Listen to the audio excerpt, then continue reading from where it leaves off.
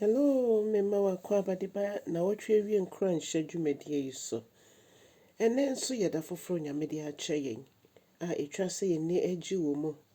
Ene de tibia bia wo mu bia no. Yɛn Nyankopɔn yɛ no kwafo so de sɛdeɛ bɛhyɛ wafunu mu ma. Sɛ obebie kwan ato bebi akwan enda. So Onyankopɔn ɛbɛyɛ wo adɔyɛ. So ama ade pa akyɛ yɛn ne na kyɛ sɛ wɔne pa bebre nso ɛde ma yɛn. Yɛbɛtɔ akɔso de yɛra ahyɛ ne mu nko ade a yɛbɛhu n'ani onyam ne ne kɛseyɛ. Ɔdɔfo Nyankopɔn hyɛ bebree. Ɛnɛ yɛkan afa nnwom aduonum enum emu. Na nnwom aduonum enum ɛyɛ David ɛna ɛkasa ɛwɔ ha sei. Na saa nnwom aduonum enum yɛakyɛ mu mmiɛnsa. Baako ɛyɛ sɛ na David ɛkasa ɛfa n'atamfo ho. Baako na David ɛkasa fa n'atamfo ho sɛ nea n'atamfo ayɛ no ɛne nea wate no ama n'akoma etu. Na saa adeɛ wei etimi si ɛwɔ wiase baabi biara.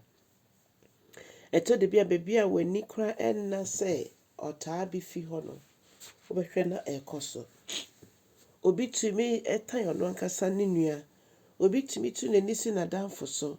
Ebi hɔ na n'adamfo enya aware pa. Ɔbɛhwɛ kwan bi ɔbɛfa so a obetwitwa ne nanti ɔkɔka we ho asɛm ɛde kyerɛ bɛrima a ɔbaa ho asɛm kɔkyerɛ bɛrima a na wakɔka bɛrima nso asɛm akyerɛ ɔbaa. Ne nyinaa ne sɛ ohu sɛ ɔmo nneɛma ɛkɔ so nti ɔpɛ sɛ otwintwan ɔmo anan mu na ɔtete ɔmo ntam. Nneɛma bebree na ɛkɔ so wɔ wiase a yɛwɔ mu yi a ɛyɛ nitan ne ebufuo etimi de ba. Awurade ehu yɛ mmɔbɔ na Awurade mbɔ ne ma ho ban. Nyame na ɔkoma yɛn odi ma yɛn. Ɔno ne yɛ komafoɔ no. Enti mo ba yɛmpere yɛn ho nkɔ yɛn ntɔkwa. Yɛngye mu ma Awurade na ɔno ankasa nkɔma yɛn. Yɛhwɛ nkyekyɛmu nkron ɔde kɔsi 14 no nso a aha nso na David ɛka n'adamfo bi ho asɛm. N'adamfo a wɔkɔ akɔka ne ho nsɛm akyerɛ n'atamfo. Na wawohwɛ a obi ɔyɛ w'adamfo a wone no ɛka wo tirim nsɛm na wie yɛ no ɔbɛkɔ akɔka akyerɛ w'atamfo deɛ. Na kyerɛ sɛ saa adamfo no ɛsɛ sɛ ohu na usuro no esisi bebree. Obi wɔ hɔ a bɛhyɛ daa ka kyerɛ kɔgyae bɛmba krɔnyɛ papa. Ɔbaa no krɔnyɛ papa. Na wie yɛ no wobɛhwɛ na ɔhyɛ mfimfini ɛna ɔresɛe nneɛma. Adɔfo no, sɛ woyɛ ɔwarefo a mafotuo kakra ne sɛ bɔ mmɔden na hwɛ namfofoɔ ne ɔmo nante. Obi a waware deɛ nanso ne namfofoɔ bebree. Ewieɛ no ɔntwitwa wo nanti. So ɔware ama wo kun yɛ w'adamfo. Enuanom mekasa baatan potitiro. Yɛnhwɛ sɛ deɛ yɛsifa ɛyɛ yɛn mma sɛ yɛn mma ɛnna edi sɛ ɔmedɔ wei kyɛn wei. Ɛde ɔtan ɛto mmɔfra no ntam. Efisɛ Onyankopɔn nim nea enti a ɔde mmɔfra ma yɛn sɛ ɔmo mɛyɛ nuanom sɛdeɛ ɛbɛyɛ a ɔmo bɔ mu a ɔmo adwene bɛka nso adwene a ɔmo bɛnya afa yɛn awofoɔ ho no ɛbɛboa na ahyɛ Nyame anuonyam. Tadɔfo no moma yɛnhwɛ yɛn akwan yie.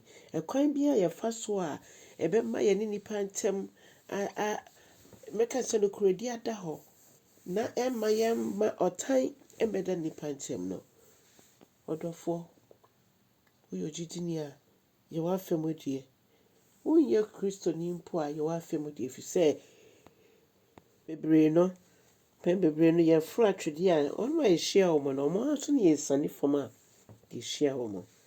Ɔdɔfoɔ ne ɛtɔ so mmiɛnsa yɛ nkyekyɛmu 15 kɔsi 22 no nso. Aha David ɛbɔ mpae sɛ Onyankopɔn fa n'atamfo nyinaa ɛnkɔ ɔsɛeɛ mu. Ɔdɔfoɔ Onyankopɔn ɔkoma yɛn kama yɛn. Yɛnkaa yɛn mpo a ɔno Nyame ɔbɛka yɛn atamfo egu.